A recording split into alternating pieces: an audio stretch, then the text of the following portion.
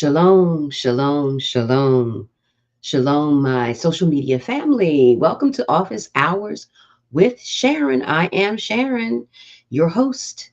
This is an information empowerment session just for you,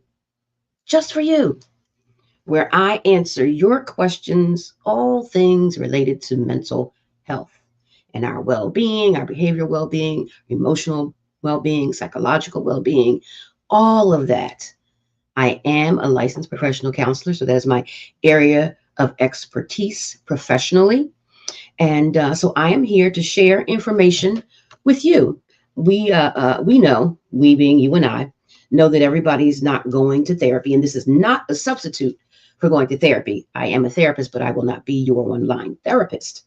But I will share information with you that can empower you. And I say can because the information itself is powerful, but it will not be powerful in your life unless you choose to use it. And it is a choice. So, Holy Spirit has laid on my heart as part of his vision through me on this platform, excuse me, to do this show as well as all the other ones, Office Hours with Sharon, where I share information with you regarding mental health and, all the things under that umbrella where I have an area of expertise. So that's what this show is about. It airs every Thursday evening at 8 p.m.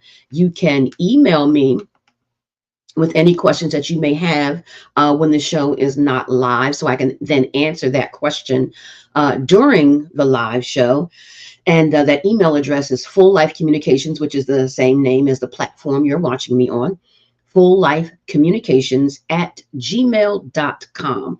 Full Life Communications at gmail.com. Send your questions there regarding anything mental health related, trauma, depression, anxiety, all things, under mental health and relationship issues. It doesn't matter whether it's a spouse, boyfriend, girlfriend, parent, child, friend, all relationship, because it has to do with human behavior, of which I am an expert in human relations and human behavior and all of those things like that.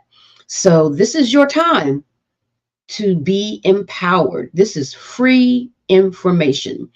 If you were to go to a workshop or a seminar or a conference, something like that, you have to pay thousands of dollars for this information that you are getting free every Thursday evening at 8 p.m. So take advantage of this time and get your questions answered. Now, I know you do have questions because people often ask me questions when they find out what I do. And whether it is in a church setting, whether it's in a business setting, whether it's in the workplace, whether it's anywhere, right? People have stopped me. Oh, what about this? What about this? In this situation, what would you do in this situation? So I know that there's questions out there. So don't be shy. Ask me questions. And if I can't answer the question, I will research it and bring the answer back in a future episode.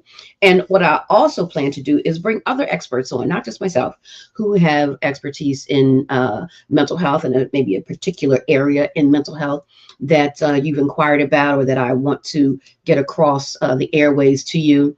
And so I will be bringing on different guests who have expertise in different areas, all under the mental health psychological umbrella to share with you so you can be informed and educated and empowered in your life.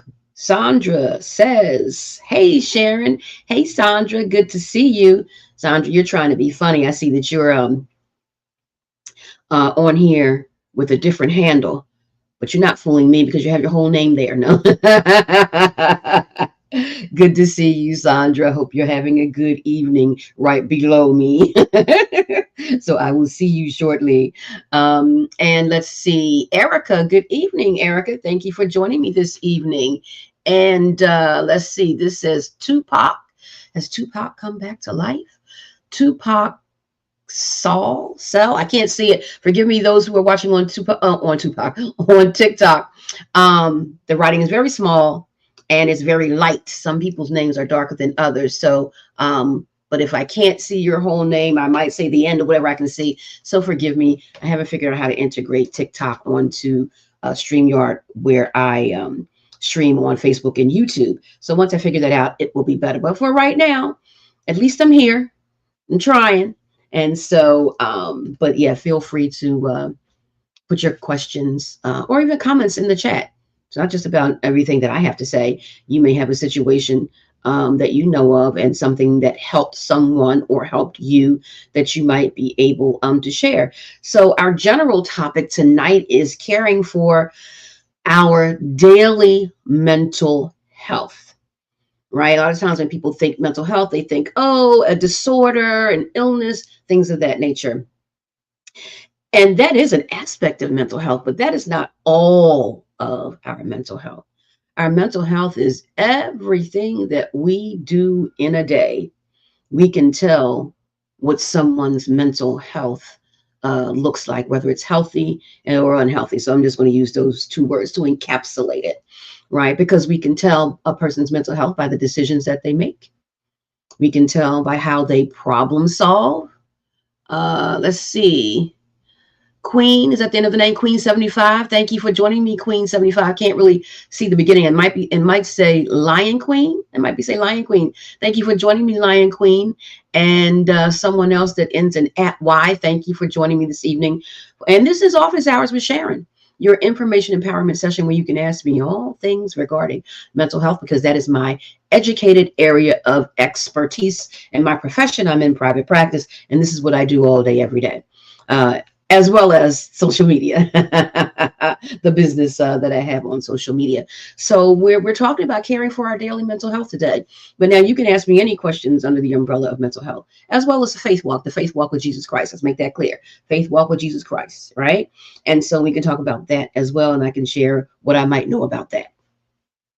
And so, again, the general topic is caring for our mental health, our daily mental health. But again, you can ask me questions about anything under the mental health umbrella, and I will try to answer that for you. So caring for our daily mental health, again, we can tell a person's mental health by the decisions that they make and by how they problem solve, right? And one of the key areas that you can tell a person's mental health or how well their mental health is their coping skills, how they deal with adversity, right? And so when we have adversity in our lives, that's how we typically when we develop those coping skills, because we need something to help us to get through that moment or those moments in time. So if you would imagine, if we've never experienced anything in life, an adversity, a hardship, how would we ever develop coping skills,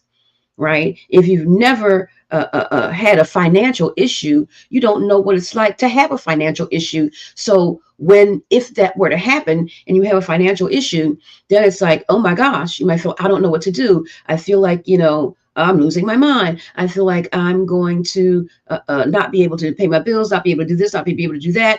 And it comes to wreak havoc on the mind, right? And the emotions, the anxiety that would cause.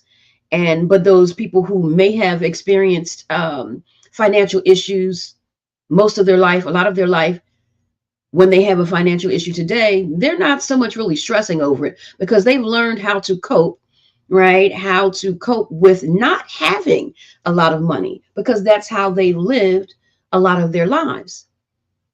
So they've developed that coping skill of living without a lot of finances versus a person who's always had a lot of finances has never developed the coping skills for that. So that's an example, which I would think is maybe a glaring one. And if we can talk about African Americans, knowing African Americans' history in America, right? We did without, right?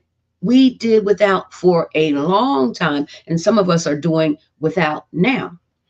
So when it comes to hard times financially, Black people aren't stressing so much over it. Not that there's not stress, but been there, done that. We know how to stretch a dollar, right? Because we were born into stretching nothing, right? In this country, right? And so therefore, because of how we've had to live in the United States, we understand poverty. Not saying we liked it, but we understand it. So therefore, going without is not as much as a hardship, as much of a hardship as it would be for others who may have always had means financially. And so it becomes a hardship for them.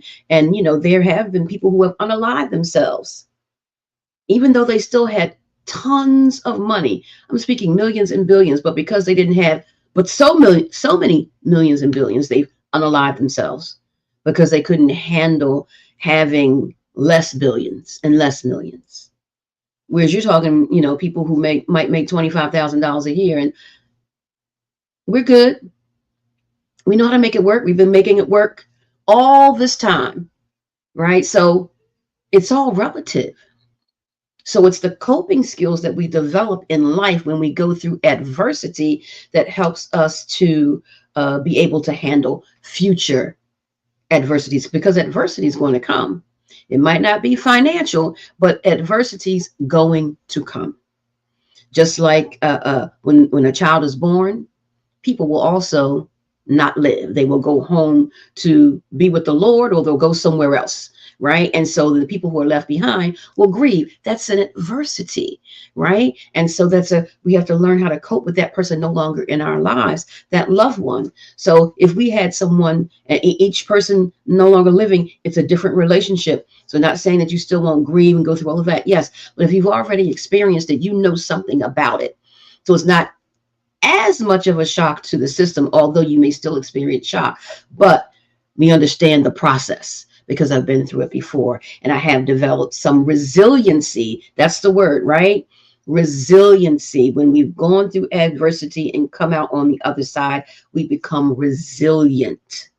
So that's a big word to help us know how well we are doing with situations that we have, or that we encounter, or that we will encounter. How resilient have I been with the situations that have already crossed my path in life, however old I am, right? And we would hope that the older that we are, the more things that we've seen in life, the more adverse things that have happened. So the more coping skills we have. But that's not always the case. Right? It's not always the case. Just because we've lived, 30, 40, 50, 60 years versus a person who's lived 16 years. That 16-year-old could have been through so much in that short amount of time that they've been living. And they've developed coping skills out of all that adversity. Whereas you have the 40-year-old who hasn't really experienced too much adversity. So they don't have the coping skills that the 16-year-old has. So it's not even about age. It's about what we've experienced in life and our resiliency based on those experiences, which is how we've come through, right? And just to use African Americans again, with all that African Americans have been through in our lives in the United States, we are a resilient people. We are a resilient people. So just put that general statement out there. Shayna, thank you for joining me, Shayna. And Sarah, thank you, Sarah, for joining me this evening for Office Hours with Sharon. If you have questions regarding mental health and everything under the mental health umbrella, put your questions in the chat so I can answer them for you. I know you have questions. I have people asking me questions all the time. So I know you have questions. And again, everybody's not going to see a therapist. So this is a time for you to get your questions answered. And again, I'm not going to be your online therapist, but because I am a therapist, I have information to share with you that will empower you if you take it and glean from it and use it as you will. And then hopefully, if you have the need, you will find your own therapist, right? And work out your specific issues and situations that lead towards your healing with that specific therapist, because it is a one-on-one or family or couple, whatever the situation is. It is about that relationship, right? That helps bring forth, that change, right? So you need that person where you can share confidentially and confidently that, that you're in the right hands. And finding a therapist is about a fit also. Every therapist is not for everybody, right? It's just like sometimes you might hire a plumber for something, but I don't really like the work that you did. So you find somebody different the next time, right? Therapist is the same way. You find somebody who's a fit for you. And I would say that those of you who are believers in Jesus Christ, if you would find um, a spirit led, Holy Spirit led therapist, would probably be the best, because then they understand the word, live by the word, hopefully. And therefore, because some of the things people can say in therapy can be misconstrued by a person who doesn't understand the walk with Jesus Christ. So let me just put that blanket statement out there. And I've had situations like that. If a client would have told what they told me to another therapist who was not versed in, say, Christendom and things of the Bible, they might have sent them to the hospital, right? But because we were operating under the same spirit, right, the spirit of the Holy Ghost, the spirit of the Lord, I understood where they were coming from, right? So it's important, I believe, to go to a therapist if you are a believer in Jesus Christ, who is also a believer, so they understand the word, they understand our spiritual walk with Christ, and also that can become a part of the therapeutic intervention, your spirituality intertwined with the natural, let's just say, aspect of therapy, combining that, integrating that spiritual work and that natural work together. And then you have the best of both worlds, in my humble opinion. Let's see here. Someone who's, I think, Melanin Royals, I think that is. Thank you for joining me tonight, Melanin Royals. And again, put your mental health questions in the chat. It doesn't have to be about you. You may have a question about relationships. What happens when this happens? Or trauma. What happens with this? What is this about? Whatever it is, just ask your question so you can be empowered and informed to use the information for your benefit. And let me just share this with you. When you understand, your own psychology and understand mental health, you understand others' psychology and mental health, because it's not Sharon's psychology, Sue's psychology, John's psychology. It's human psychology. For example, if a trauma has happened to someone, and there's different ways that people can be traumatized, there's symptoms. The symptoms don't change. We meet this criteria of symptoms, then that says you have trauma, right? It doesn't change because the symptoms are for me versus the symptoms for you. No, there's standard symptoms. Now, I may have more symptoms than you, but it's still under that umbrella of trauma or depression or anxiety, whatever it might be.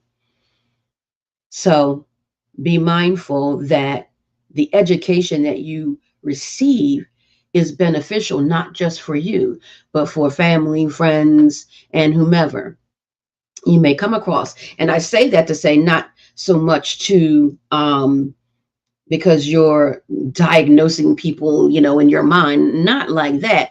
But when we understand how our psychology works, then we might not be as easily offended, as easily hurt. When people do things, because people are going to do things, they're going to say things. But now that I understand, okay, this is just a glaring example. Somebody's constantly frowning or constantly angry, like the angry person at work, but they're always angry. That's an issue. That's not that just they're angry because something has happened at work. They come in angry, right? And they may take it out on you, but this is not just you. They take it out on other people. But now that I understand that, oh, okay, that's an issue, an unhealed wound, and I just happen to be in the path of that person, and that's why I got that person's wrath. So I'm not going to take it personally, because it's not even about me. That person gave someone else wrath before they hit me. They may have cut somebody off in traffic before they got to work. It's not about me. Not that it feels good, and not that we even condone that type of behavior, but I'm not matching energy for energy. I'm not going to hurt you because you hurt me. I see you. I see what's going on here. I don't have to know what the issue is. I don't have to know what you've been through, but I see that there's something going on, because nothing has happened here and you're just acting angry or acting spiteful or however they're acting. So now I know I'm not going to take this personally. So I'm not going to come back at you the way you came at me, right? I'm going to allow myself to rise above my emotions, because again, I'm still going to feel how I'm going to feel. I might feel hurt, but I'm not going to behave hurtfully, right? There's a difference. That person is behaving out of their hurt. I can do that, But just because I can do it doesn't mean I should do it, right? I'm going to feel what I feel, but I'm going to manage that. We can't control how we feel. The feelings are going to happen, and every feeling is valid. There's no feeling that's not valid. It's what we do with it that makes the difference after we experience it. So I can say to myself, okay, Sharon, that stung, but you know what? I didn't even do anything. This person is going through something. So I don't want them to keep going through something so they can keep hurting others in their wake. I'm going to manage how I feel, right? Deal with that in the moment. Maybe I take some deep breaths. I do that. These are things I literally do. And I pray in my head, Holy Spirit, help me right here. So I don't come out of my mouth sideways, right? Because I want to represent Christ in every interaction. So I got to talk to him. Lord, word my tongue. Help me right here because I want to rise up, right? My flesh wants to rise up and say something contrary to what the Spirit of the Lord wants me to say. But I want to be obedient to the Spirit of the Lord, not my emotions, not my own thoughts, right? So I take that moment because unless it's a crisis, we don't have to respond right away. We choose to respond right away, right? But now I'm choosing something different because I want to give something different out, right? A reaction is purely emotional. You do something or say something, I feel it, boom, I give it back to you. And we know that's a disaster waiting to happen. That's why the arguments start and all of that downhill stuff. I don't want to do that anymore. So I take that moment. I do my deep breathing, pray in my head, Holy Spirit, word my tongue. Now, when I ask Holy Spirit to word my tongue, I need to be obedient and say what he says, right? So that means I'm rising above these emotions. And so now I'm giving this person back something that they didn't even expect, trying to probably goad me into an argument, right? Because then they will have won. You're not winning on my watch. Because I see you, that this isn't even about me, right? And number one, the enemy's operating through them. That's a whole other story, right? But I see you. So I'm going to give you what you need, not what you want. You want this back and forth. You want this fight, not giving you that. I'm going to give you a word of wisdom, a word of knowledge, a word of encouragement, right? I'm going to give you Christ. And so when I do that, now that person is going to walk away different than when they came before they came into my presence. And then they're going to like, wait a minute, they're going to be thinking that this is not how I thought this was going to go.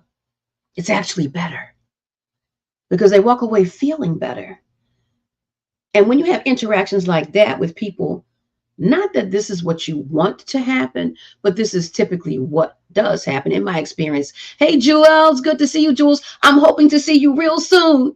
Maybe not this weekend, but maybe hopefully the weekend after that. So when we do that, then we become, and again, not that we want this all the time, but we become like the go-to person, right? Because they know when I talk to Sharon, I know she's going to give me wisdom. I know she's going to encourage me. I know she's going to speak truth, right? She's going to be honest with me. She's not going to feed into the emotionality of the moment, right? They can get that from everybody else, but they should receive something different from us because we operate on a higher plane. When you operate on a spiritual plane, it's different. Spiritual living is totally different than natural living. We rise above the natural things of life. The natural things of life, that's where the depression, the anxiety, the stress, the worry, the anger, and all those things, that's where those things live. And not that when you live in the spirit, those things don't happen, but we don't succumb to it and act out of it, right? We allow Holy Spirit to act through us, speak through us, because we've submitted ourselves, our lives to the Lord. Now lives will be changed in that interaction.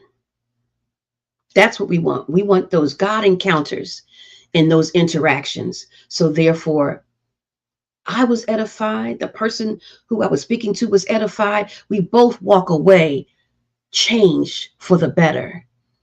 And then future interactions are better because, again, that person is not going to come at me, come at us.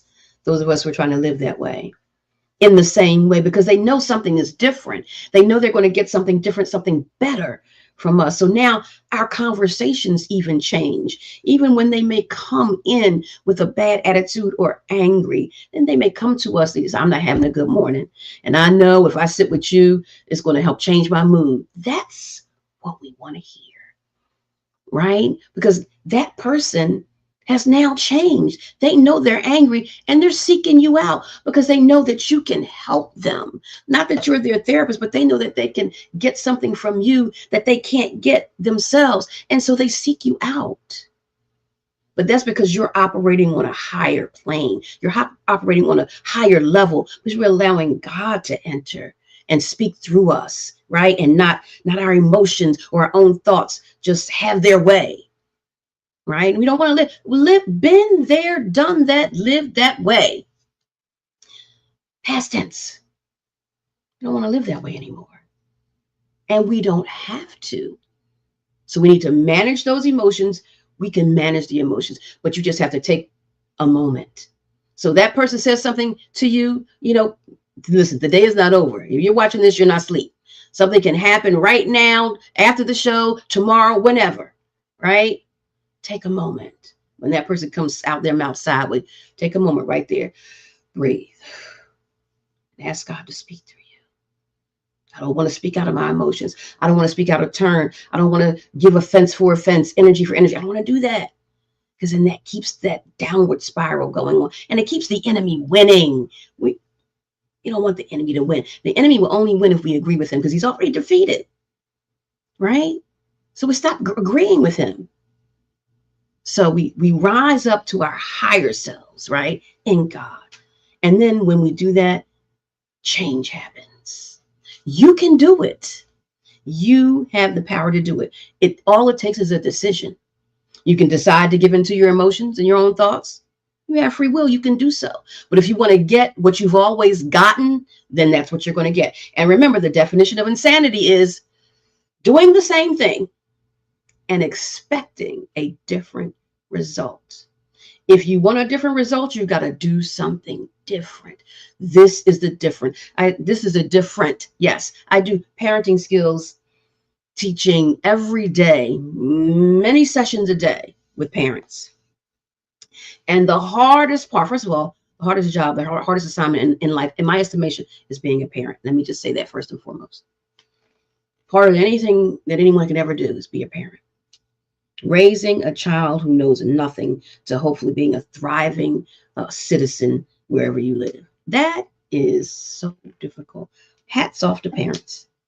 But one of the hardest things it is for parents to do when I teach these parenting classes is to not react to their children's seeming disobedience. And I say disobedience because disobedience, defiance, hyperactivity, a trauma response, it all looks the same. A trauma response will look like defiance, disobedience, hyperactivity, etc. But the child was triggered and you might not even know it. And that's why they may be behaving the way they are behaving. Right. And so even if we don't know that this is what's happening with the child, and what I'm about to say, this is how we should be with everybody. But this is just something that, right, we're teaching parents. But it's what you learn in therapy anyway. You don't have to react right away. You don't have to react to that behavior. Now, as long as it's not a crisis. If it was a crisis, you have to do things differently, right? Let's see. Dane, 20 something 36. Thank you for joining me tonight. Again, put your questions in the chat if you have questions regarding anything under the umbrella of mental health. So parents tend to react to the behavior that their child has done. So quick example. A child is angry and he punches the wall. Just an obvious example, right? We know punching the wall is wrong. Now you got a hole in the wall, maybe now you hurt your hand is bleeding. All that. It's not good. So that's the scenario. So typically, right? And parents, you're watching, put in the chat if you know this would be a typical response, put a yes or a no in the chat. Typically, a parent is going to react to that behavior. The behavior is the punching of the wall, right?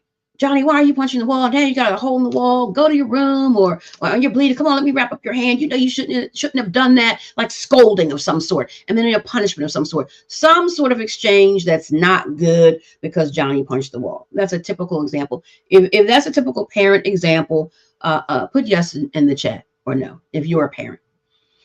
Now, so what we teach is, yes, that wasn't a good way to handle anger. We know that. But there was something driving that anger, an emotion. We speak to the emotion that led to that behavior first before we deal with the behavior. Parents typically deal with the behavior first, and that's why it doesn't change the behavior, because the behavior is not the root of the cause, root of the issue. The emotion that's driving that is the root of the issue, right? So now, if I deal with the emotion first, now I can get Johnny to calm down. Because you imagine if he's angry, punching the wall, his heart rate is up, right? The anger is driving his energy up. So the energy is high, heart rate is up, probably tense on his body somewhere, right? Because these are all things that are happening. Every situation, cognitive, our thoughts, emotions, all these things are engaged. Our emotions, right? Our physiological responses, which could be our heart rate, again, numbness somewhere in the body, maybe sweating somewhere in the body, and the tension somewhere. We could possibly be crying, not crying to cry, but it just happens. It's just a physiological response that tears come out, all things like that our body's just doing because of the stress of the moment, because of the anger, the high energy, right? And then the fourth category is the behavior. And the behavior is the coping behavior. But coping can be healthy or unhealthy. So Johnny hitting the wall was an unhealthy coping behavior, right? And so again, if I just deal with that and punish that, it's not going to change the behavior. He gets angry again, he's going to do something unhealthy again. Punch the wall or do something else. Punch a person, something else. But if I deal with that emotion and understand where he's coming from, now we're getting somewhere. So it's like, Johnny, you look like you're really upset. Your energy's really high. You punch the wall. Something's going on. It looks like you're angry. Are you angry? Yes, I'm angry. I just related to him, right? Yeah, I'm angry. So-and-so, on the bus, maybe something happened on the bus on the way home from school, whatever. And so now he's saying it. And so now I'm going to normalize that behavior. You know what? If that happened to me, I'd be angry too. I get it.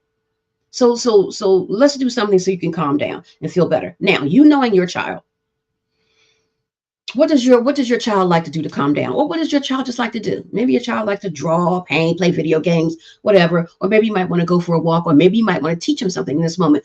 Let's just do some deep breathing in this moment right here so it can help you calm down. And you walk Johnny through some deep breathing and you do it with him. Or let's go for a little walk.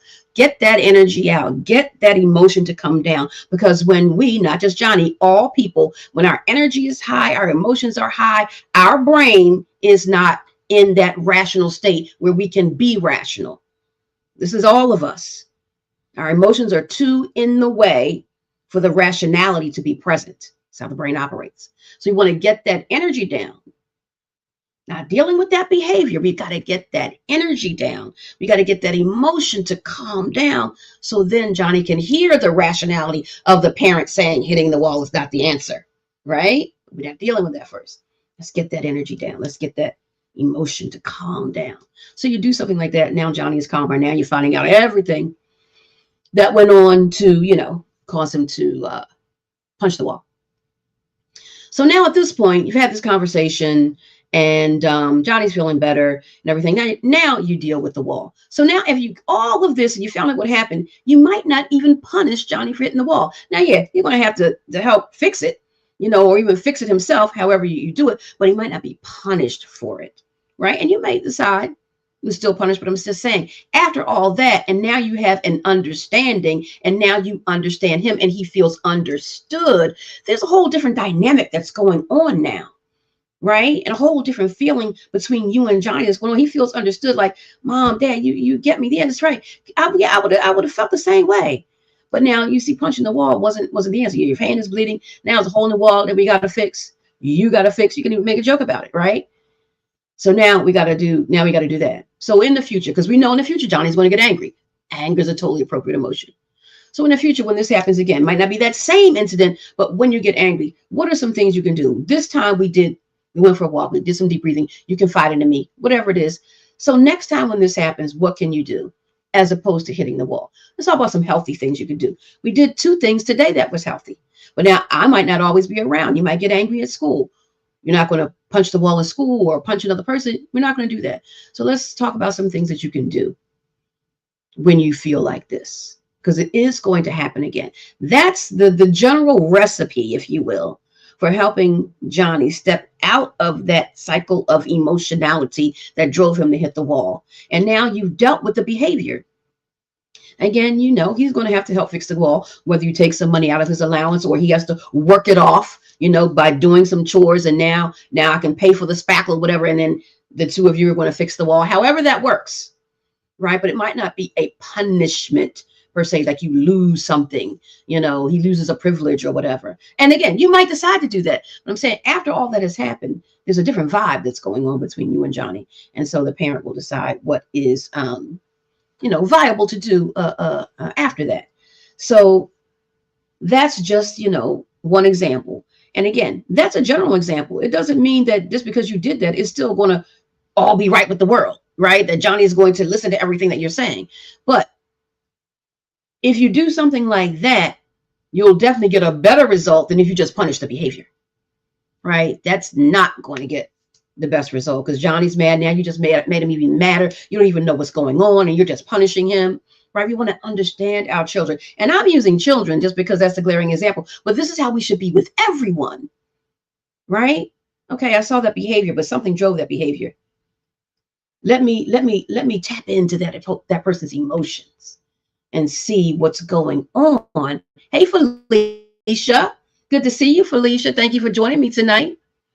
And somebody with Lit, at the end of their name. Thank you for joining me. Yes, I think I got everybody on TikTok right now that I can see. Sorry for those of you I can't see. And Sandra Lee asks, it seems like so many young people are committed to, is that unaliving, Sandra? I see an S and then a whole bunch of scribbles. Is that unaliving?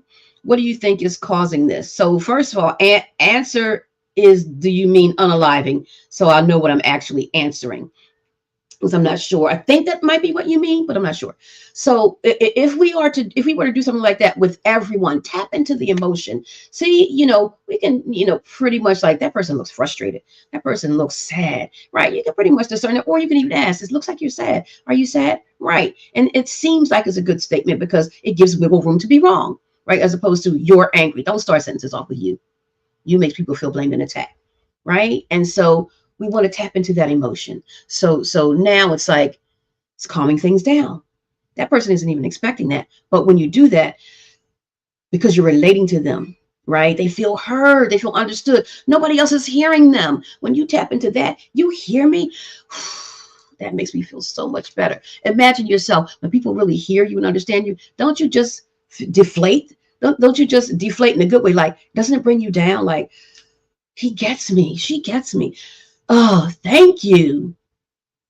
Put a yes in the chat if you want to be understood, or if you know what it feels like to feel understood and it feels good and you like it. That's where we live, but we don't often get it. And that's why we rise up in our emotions so much as a cycle, and we argue and we fight because you don't even understand, because I've said something, you've taken one word that you disagree with, and or because we don't communicate properly, and we're off to the races, off to the races. It's like nobody feels heard, nobody feels understood. Oh, we're still in this boxing ring, you in one corner, I'm in another corner, and we're spouses and we're friends. We have to learn how to communicate. We have to learn how to be in a relationship, right? A relationship is not just going to happen well, because you're bringing two people from totally different backgrounds. And if you're a man and a woman, totally two different mindsets, think totally different, right? There's a lot of differences, but our differences are good, but we have to make room for our differences. And a lot of times we don't. We just think it's just going to work magically. It does not work like that. You have to work at it. You have to work on your own communication and then communicate well in those relationships. A lot of times we don't get our needs met in relationships of whatever level or whatever kind, because we don't communicate properly to get our own needs met. We think people should just know what we're thinking. I said half the sentence, but the first half of the sentence was in my head. I said the back end, and you expect me to understand what? Right? Or we just assume, well, you know me by now. I need you to tell me. Don't assume. And we need to stop judging. We don't want people to judge us, but we judge others. right? Let's not be so judgmental. Statements are judgmental, whether we meant it to be that way or not. They sound judgmental. Goes questions go further than statements when we're talking to someone and trying to, especially if we're in an argument. We want information so we can understand that person. Ask questions. Don't make statements. Ask questions to get clarity. Ask questions to get insight to that person's thoughts and how they're feeling. The more information you have, now you can make more of a sound decision. Now you can share in that conversation more wisely because you have all of the information because you ask questions. And it's not so much that they might not want to come out and say it, but they're in a state right now. So again, when we're in that state, we're not as rational. You ask the questions and you're in a calm state. It helps to bring them down. And now they're answering the questions because they're getting out all of that stuff that's driving them, right? To make whatever decision that they made that was unhealthy, to say something out of their mouth that wasn't good, right? Or behavior, right? You hold the answer to helping them to be better in that moment, which would then help you because you're in a relationship with that person. Right now, all of this that I'm saying is not easy. I know that. But with practice, just like everything else, repetition is the mother of learning. But we have to want to. And a lot of times we want a result, but we don't do anything to get the result. We keep doing the same thing, insanity, right? And wonder why our lives don't change. Well, hello, right? It's not going to. And these are our tips and strategies that you can use to change every interaction that you have, especially those interactions that are important to you, those people in your life that are important to you. Don't you want to be better? And this is one way in communication, which is huge. What I just said is huge. If you were to begin to practice that, and again, I just scratched the surface, there's more, but it just the tidbit. Watch the difference in your communication and your relationship with that person because they'll feel so much more understood by you in each conversation, each interaction, because of this new way you're communicating. These are the types of things that you should know to empower you to be better all the way around. So now, whatever hats that you wear, now you're a better communicator in whatever roles that you play in life, as a parent, as a friend, as a spouse, as an employee, as an employer, whoever you communicate with, you're going to be better. So that makes your relationship with everybody that much more healthy. Someone with the name's really long, I can't tell. The Lux, I think, the Lux. And then DIT is at the end, some other word letters in between there. Thank you for joining me this evening. If you have a question regarding mental health, and Sandra, I'm going to get to yours in a second, regarding mental health, all things under that umbrella, put it in the chat. We're just talking about caring for our daily mental health right now. And so we're just talking about communication and different things of how to make our interactions with others better because we rise above our emotions and don't just judge and punish, right, or scold behavior, etc. So just gave information about that. But if you have any questions under the mental health umbrella, please put them in the chat. So Sandra asked a question. She says, it seems like so many young people are committing unaliving. You know, this is the social media street, so we can't say certain words. Committing unaliving. What do you think is causing this? Well, Sandra, that's an excellent question.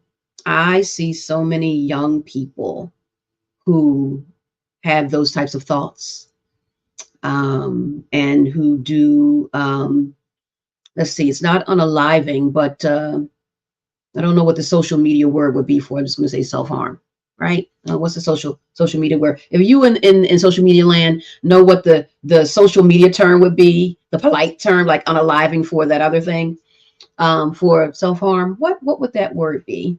So put it in the chat if you know, so I can start using it. I have to look it up after this show. But I have a lot of kids who are participating in that behavior, right? And who have attempted unaliving unsuccessfully, obviously, because I'm still seeing them. And that's why, you know, they started seeing me because of that, having that in their history. And it's sad. There's a lot of reasons that young people are resorting to that today. And it's just really sad where our young people are today. Um, one, because of what the world is different today than when those of us who have some age on us, than how it was when we were young, when we were raised. Right? There's no longer. This is how I phrase it. There's no longer an innocence of life for young people today, and that's sad. Hello, Africana. Good to see you, Josephine. Hope you're having a good evening. Thank you for joining me this evening. So the young people have to contend with so much today. I mean, I couldn't even imagine having to go to school and have drills because of the potential for a mass shooting. That in and of itself, knowing that that's a possibility, kids have to think about that today and have drills to prepare for it. You know how much anxiety that creates in our children today? I don't think there's any young person that I see today, and I'm not exaggerating, that anxiety is not a part of their mental health challenges. Not a one. Not a one. Can you imagine? We didn't even know the word anxiety when I was growing up. What is that? Right? There's no innocence of childhood. So societal things, to answer your question, Sandra, such as, again, mass shootings in school, right? It's a lot for kids to wrap their brain around what's going on in the world today. They see their parents struggling financially with what's going on, right? And they see a lot of things on social media. You know, the research is out there about how social media affects mental health, right, in not a good way for our young people. And there's an uptick. There's been, not just now, but it's increased. It's increased of unaliving because of the viewing of social media. And our kids are on social media so much, so much, so much, so much. My personal and professional belief is a young person shouldn't even have a phone. I don't care how old they are. Adults can't even handle phones. There are adult relationships. I see couples in relationships, and one of the main things they talk about as a problem is the phone, is social media, liking people's posts. Why'd you like that girl's post? You must like her. Why'd you like that guy? You must like him, right? The DMs. It's a huge problem in relationships.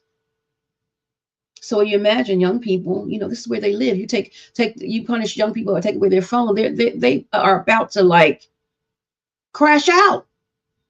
I've seen the tantrums, the throwing things, the banging of things, like literally fighting their parents and like fighting with not giving them the phone and hitting their parent. I am not lying to you.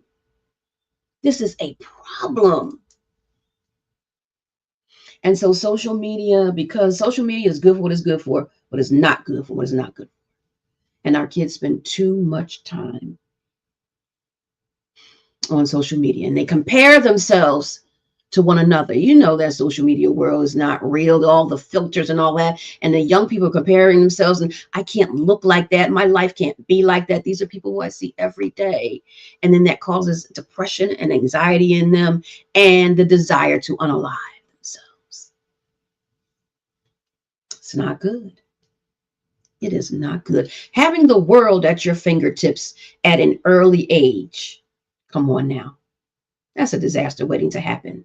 There's things that children should not even know about at a certain age. And that's why we see young people doing things at an early age that they should not have even been privy to. Right? All of that, when you wake certain things up in kids at too early of an age, it starts doing things in them that they have no control over. Adults don't even have control over, let alone a child. So they're no longer experiencing the innocence of childhood. They're living like adults in a child's body, and they can't handle it because they're still going through the foundational developmental stages of life. That's confusing. I'm doing adult things. I'm a child. I haven't even matured to a certain place yet. I'm still going through the developmental stages of life, the true self, the false self, all of this stuff, puberty. Oh my gosh. They can't handle it. It's too much. And we're not thinking about, truly thinking about what we're doing when we hand a young person a phone, that they have access to the world in that phone and the addictive nature of it. That's why they crash out. You take it from them. Just like any other addiction, you go through withdrawals, right? It's like you're losing your mind. I need that thing. I need that thing. It's the same thing with that phone. Look up the research. You don't have to trust me. Look up the research.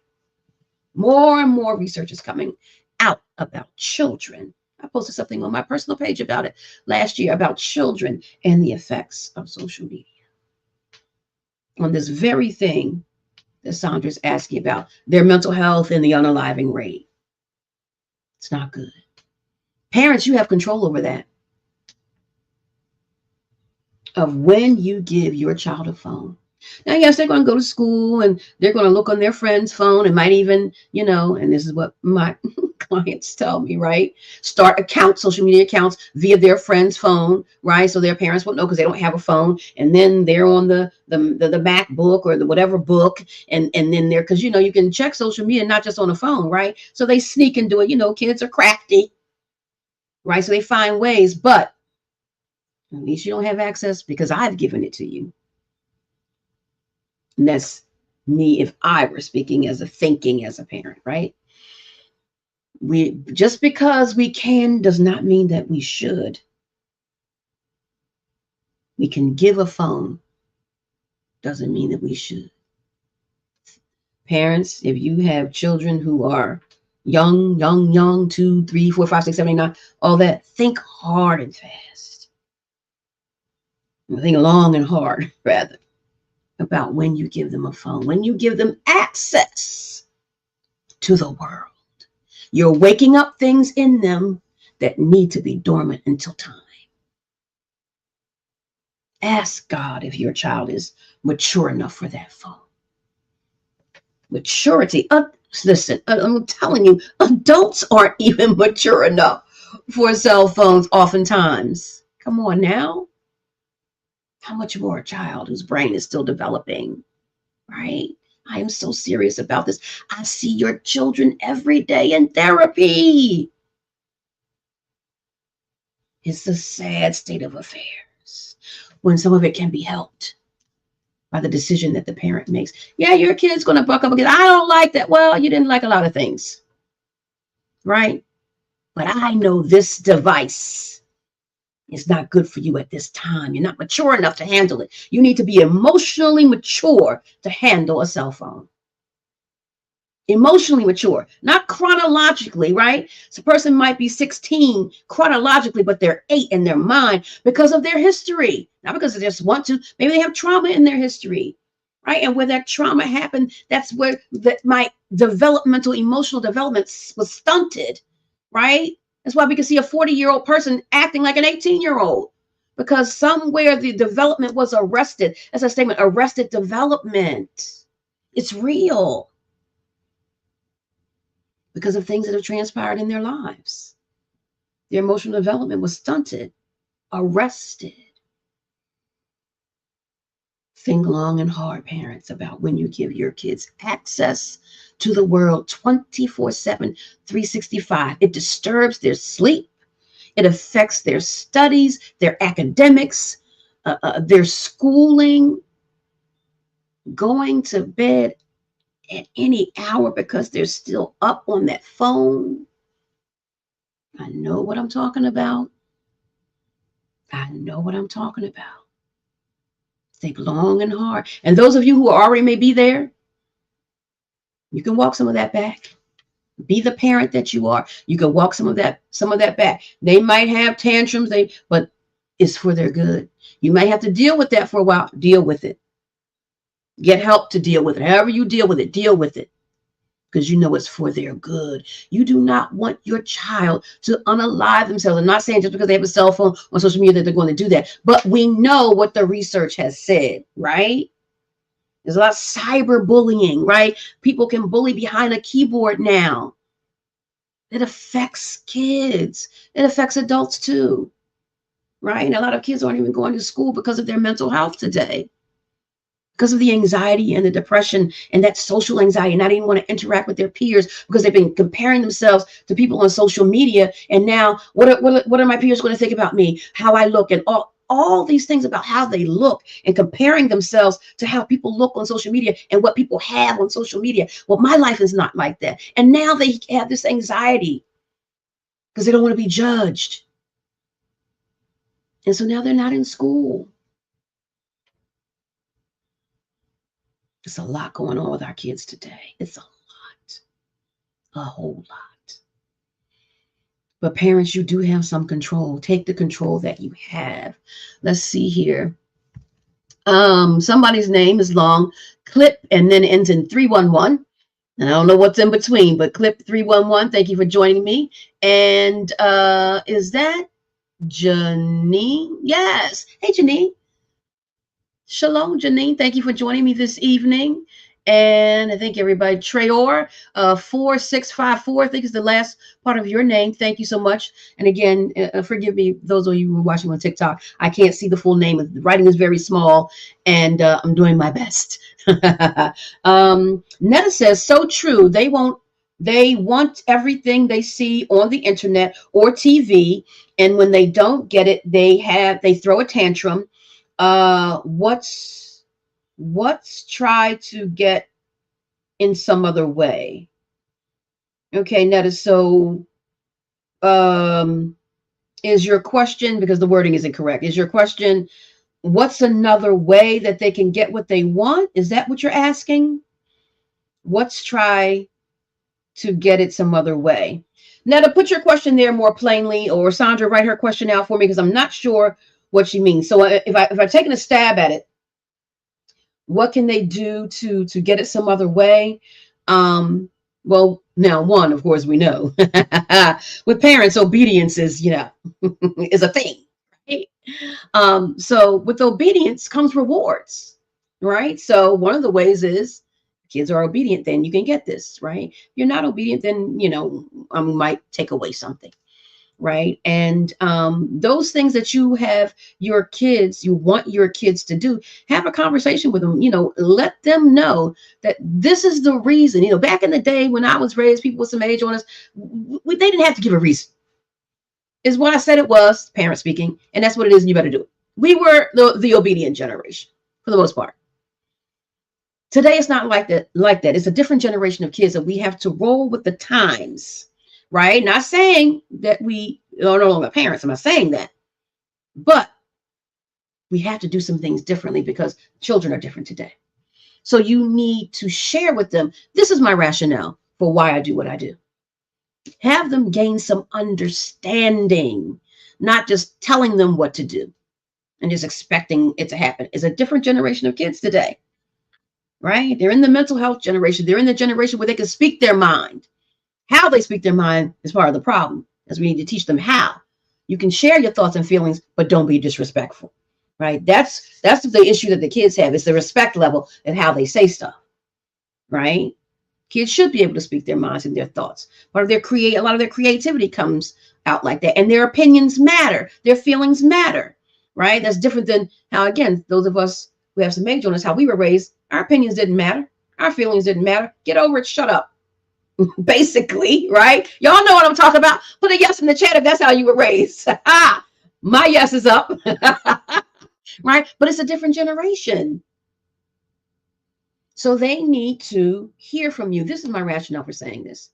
Now, you and I, parent, child, we might not agree, but I am the parent, right? And I have the final say. Now, I'm willing to hear what you have to say, because also, too, what the kid might have to say might change your mind somewhat. It might not, because the parent has the final say, but allow them the opportunity to speak, to say what they need to say, and listen. Don't just listen to bide your time. Like, yeah, I'm just going to let them listen and do what I want to do. No, really listen. You may learn something from them, and then that helps that engagement. That helps with that better relationship between that parent and that child. Now the child will want to come to you more, because now you relate to them and not just punishing them or just telling them what to do. Anybody can do that. But a relationship, I'm going to tell you what I think about this, and I'm going to tell you why. Because this is what can happen if I allow you to do this. And you are too precious for me to just allow this to happen to you. And I know you don't see it right now because that's your age. If I was your age, when I was your age, I didn't see it either.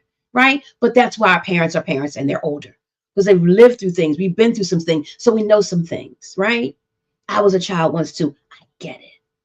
But as a parent who loves you, this is what I want for you. And so this is why I'm not going to allow this.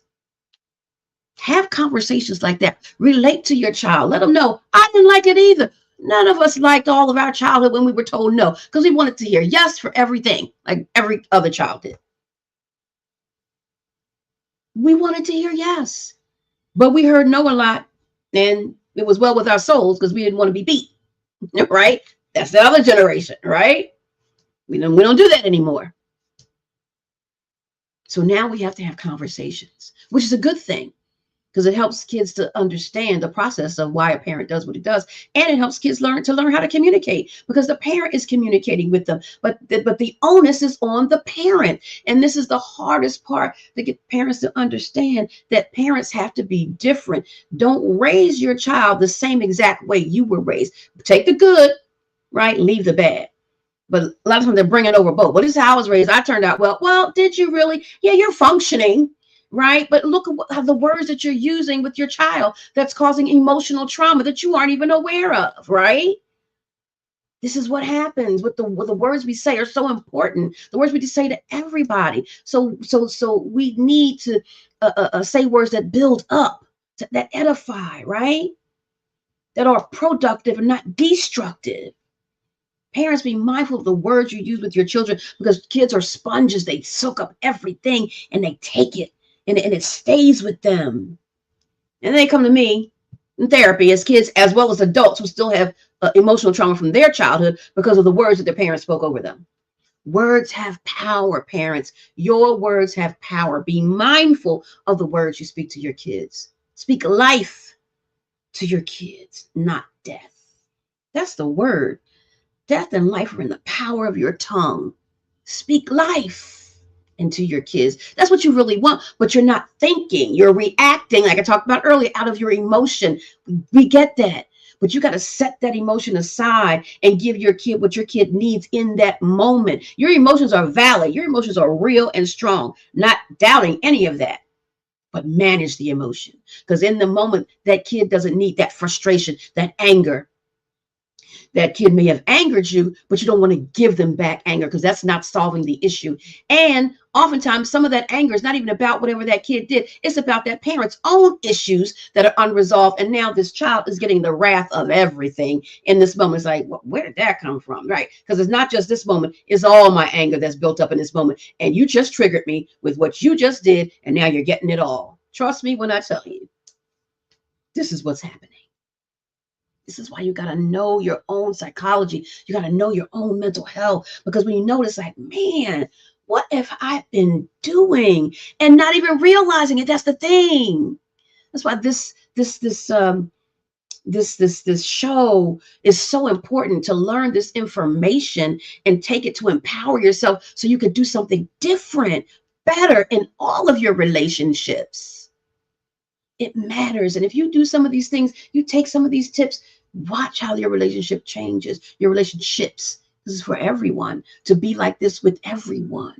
Watch how they change. So Sandra, I know I took the long routes because, when you talk about mental health, I can go on and on, but that's my thing to answer your question. But so it's, the social media, the cyberbullying, in-person bullying, and things like that, as well as words trauma, right? Word emotional trauma that killed children have experienced, right? Children, teens have experienced, right? And that repetitive nature of that, it gets to them. They become depressed, right? And they internalize everything. They isolate, right? And depression can lead to unaliving.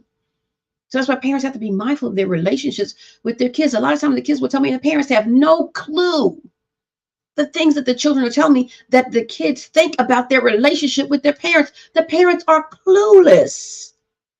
They think everything is well, and it is not. And I have to bring the parent in or tell the parent myself what's going on with the kid. And the parents are like, what? Right. Because you just don't know. Kids aren't sharing it because one reason is they've seen how you react when they've said things that say weren't even just say as bad. We'll just use that word. So I know how you're going to react if I tell you this. So I'm not telling you this because I saw how you reacted, right? Rather than responded when I told you that. I'm not doing that. Just like adults, we do the same thing. If you reacted to that, I'm surely not going to tell you this. Kids are no different. Parenting is so difficult, so challenging, but it's so necessary. But parents, you need your own healing from your own wounds that are still there. Because whatever unhealed wounds you have, you're parenting out of those wounds. Yes, you're parenting out of the good things as well, but you're parenting out of those wounds too. And you just don't know how those wounds are manifesting in your parenting style and in your other relationships too, because what's in has to come out. So all of us have wounds. All of us have issues. And it's coming out in our relationships. And so those of you who are parents, it's coming out in your parenting.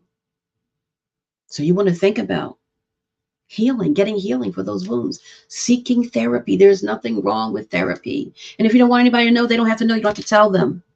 Therapy is good. You just got to find the right person for you. Be healed, parents, so you can be a better parent to your children and a better mate to your spouse, better all the way around, a better friend, a better employer, employee, a better individual, makes for better relationships and interactions with others. You have that power because it's about a decision. It's time for us to decide that we want better for ourselves and better for those of us who we have a sphere of influence over, because we're going to engage with them. Because we don't live on an island, we're going to engage with them, right? And don't we want every interaction to be better? Yes. So seek out therapy. Seek out self-help books. Watch Office Hours with Sharon on Thursday and ask your questions so you can get some answers, so you can be empowered. This is your information empowerment session. This is what Holy Spirit told me to do. Get the information out to the people. Answer their questions about their mental health. Because what's coming down the line in our society, we think things are bad now. It's going to get worse. And I'm not a doom and gloom person. I just know the word. It's going to get worse. And we are going to be living during those times. We're living in it now. So we have to protect our mental health at all costs. Because if you don't have your mind, what do you have? Think about that. If you don't have your mind, if you don't have the soundness of mind, what do you have? Every decision comes from your mind. If your mind is not sound, what are you doing? So we have to get our mental health together. And we're not even talking about illness. We're just talking about daily mental health. So what I talked about earlier, taking that moment before you react. Take that moment so you can respond. That's self-care in the moment. Deep breathing. That just takes a few moments. Do some deep breathing, right? Self-talk in your head. Sharon, don't do that. Don't say that. And I pray in my head. Holy Ghost, help me. Word my tongue. All of that. Self-talk. Internal prayer. Affirmations. Create your own affirmations. And as believers, use the word. Quote scriptures over yourself internally, outward, if you can, that deal with the situation. So communication scriptures, like in that moment, I want to say the right thing. Quote that scripture on communication, on speech. I might say, oh, death and life in the power of my tongue. Speak life. That's what the word says. Sharon, speak life, not death. And then I allow Holy Spirit to speak life through me. Because in that moment, I wanted to speak death because you just offended me. You just hurt me. I don't want to hurt out of my hurt. Don't want to do that. It's not a good look. And it's not a Christ representative look of which we are, those of us who are believers. I'm going to go into some more things that we can do for self-care, like general self-care, because the more self-care that we do, which are things that we like, things that we enjoy, things that interest us, the more things that we do, the greater our frustration tolerance for when that other person comes or when that child comes and triggers us. You know what? I've done some things this week or on an ongoing basis, because that's how I live now, that my frustration tolerance is much greater. So I don't get as easily agitated or annoyed as I once did. So I'm going to give you just throw some things out there. And you guys throw some things out there too. What do you do for self-care in the moment and as hobbies and interests? Because what you say might help someone else. So Netta is saying that if you don't give them what they want, they will get it another way. Well, that may be true too. That's all of our options. That may be true, but at least I'm not giving it, right? Because I don't condone that. Now, if you find it another way and I find out, then we're going to have to deal with that. Right. And not saying, oh, the consequences are going to be so harsh. We need to have a conversation, because you know that that's not what I condone. So help me understand why this decision was made. Help me understand, because I want to understand you. Well, it could have been peer pressure, many different reasons. Right. And we want to talk through that, not just punish it.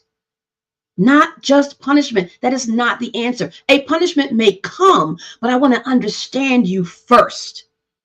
Because in my understanding and hearing you and giving you the floor to speak, I may learn some things that where I can intervene. Because if someone is doing something to you at school that I need to know about, then I need to go up to that school. But if I don't give you the opportunity to talk and I'm just punishing your behavior, I don't know anything is going on. And the kid is now going to be silent because you don't understand and you can't relate to him because you're just punishing them.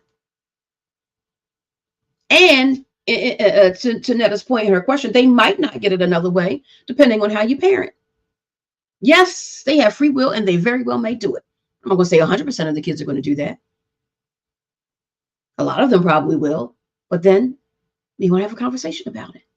Keep the lines of communication open. We know kids are going to do things. Any adult in this chat, have you ever done everything that your parent wanted? I would guarantee that not one of you can say yes. Were you a totally obedient child to your parent? No. You found ways to do something, so your kids are going to do it too. That's life. That is life. Don't expect your child to be perfect when you're not. An imperfect parent can't raise a perfect child. They're not going to be perfect. Stop expecting kids not to do stuff. They're being kids. That's what they do. That's what you did. You did it too. Why do you think your kids are going to be different? Stop expecting them to be perfect. That creates anxiety in kids. Expecting kids to do this and do that, get straight A's, whatever. Kids have anxiety over the pressure. I see them. I know that parents put on them. And I'm not saying you shouldn't want great and wonderful things for your kids and not want your kids to do as great as they can and be all that they can. But sometimes it's pressure and it's too much because you're not listening to your children so they can say what's too much for them. It's your ideal for them, but maybe it's too high for where they are at this moment. That's why we have to listen so we can understand, because that pressure creates anxiety in children and depression. Good question, Netta. All right, so let's see here. Eddie, thank you for joining me, Eddie, on the Office Hours with Sharon. Good question, Sandra and Netta, and someone who ends in 311. Hey, Troy. Thank you for joining me tonight, Troy. All right, so I'm going to share some things that are I'm just throwing out some things. You guys throw out some things that are things that you can do just for your daily self-care to help you build your frustration tolerance so you're not as stressed when things happen, because things are going to happen, so you can respond rather than react. But again, that's about a decision as well. So use affirming words. I've already said that. Speak life over yourself, your situation, your children, your spouse, everything. Speak life. Everything matters when what we say, our emotions, our behavior. And remember, the behaviors are the coping behaviors. They're healthy or unhealthy. If I drink to help solve our problems, we know there's a solve a problem. If I become an alcoholic, that's unhealthy, right? But if I solve it another way by getting into my spirituality and working out and practicing deep breathing and those are healthy coping strategies, right? So there's healthy or unhealthy. And then we can, do the personal enjoyment things if you like to, and as well as growth and development. You want to take a workshop on something or a class on something because maybe you want to start a business, or maybe you want to do something to bring in more income, or maybe it's just personal self-development. There's free things on YouTube and everywhere. Do that for personal self-development, or ways that you want to enhance yourself or enhance your work skills, or business, etc. Those things help you. And what helps you helps your family, helps your loved ones, right? So do those things like that. Workshops, classes, wherever you want to grow and learn. And as well as hobbies and interests. What are you interested in? What do you like to do? So skincare routines, taking bubble baths, taking showers, warm showers. I say warm, that's what I like.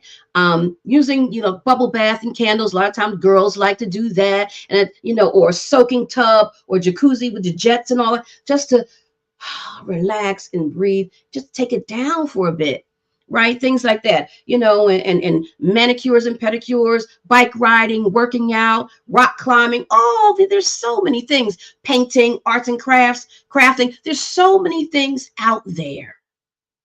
Hanging out with a friend, meeting up with a friend, anything, skiing, vacationing. All these things help to bring our stress level down and help us to be more tolerant, because we've cared for ourselves in that general way. But when you don't have these things, I'm so much more easily agitated and stressed and annoyed, and my frustration tolerance is nil.